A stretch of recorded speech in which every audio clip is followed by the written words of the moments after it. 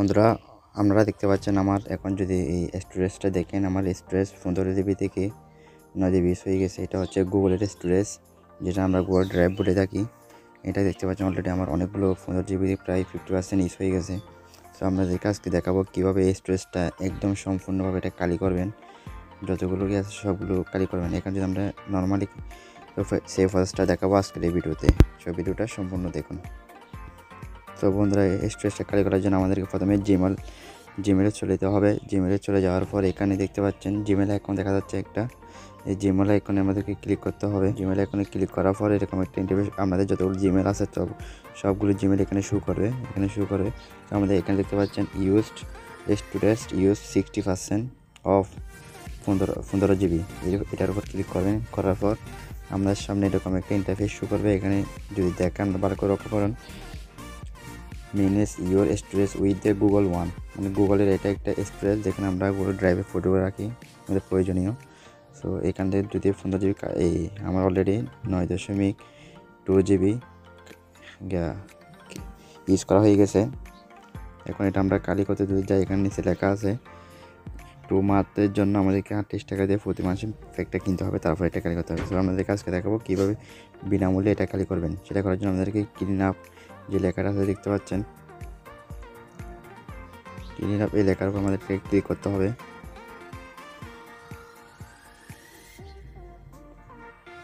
Click করার পরে এখানে একটা ইন্টারফেস চলে আসবে। এখানে যদি আপনারা খেয়াল করেন ভালো করে, আপনারা দেখতে পাচ্ছেন এখানে দেখতে পাচ্ছেন 60% আমাদের ইউজ হয়ে গেছে। তো এখানে আমরা একটু ইনস্টল করে নিচে আসবো। নিচে আসার পরে এখানে দেখতে পাচ্ছেন 3টা অপশন দেওয়া আছে। আপনারা যদি খেয়াল করেন এখানে দেখতে পাচ্ছেন spam email, photo and video, তারপর লিগ্যাল ফাইল, এগুলো সব আমাদের নয়েজের মধ্যে বেশিরভাগ জায়গা খাইছে এই ভিডিও, ফটো অ্যান্ড ভিডিও এটাই। তো আমরা এখানে ডিলিট করার জন্য আমাদেরকে প্রথমে একটার উপর ক্লিক করতে হবে। প্রথমে আমরা দেখাবো স্প্যাম ইমেল বলতে কোনগুলো করে দেয়, যেমন এগুলো হচ্ছে স্প্যাম ইমেল। এগুলো আমরা ডিলিট করে দেবো। ডিলিট করার জন্য এখানে টিক মার্কে ক্লিক করে দেবো। সবগুলো ডিলিট করার পর এখানে দেখতে পাচ্ছেন, যদি এখানে খেয়াল করেন ডিলিট অপশান আছে, এই ডিলিট অপশান আমরা ক্লিক করে দেবো। অল সিলেক্ট করি। আবার এখানে যদি খেয়াল করেন এখানে আবার টিক মার্ক করে দেবো। দেখাই পারমানেন্টলি ডিলিট, অলরেডি ডিলিট হয়ে গেছে। এটা আমাদের অলরেডি ডিলিট হয়ে গেছে। আমরা ব্যাক দিব।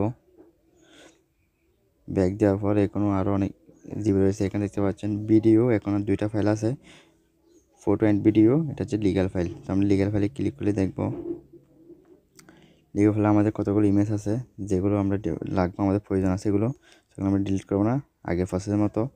যদি এখানে দেয় ভিডিও, এখানে ক্লিক করলে এখানে দেখবেন একই সিস্টেম, আমাদের ফটো আছে। তো এটা ডিলিট করার জন্য আমাদেরকে কী করতে হবে, এখানে ক্লিক করতে হবে।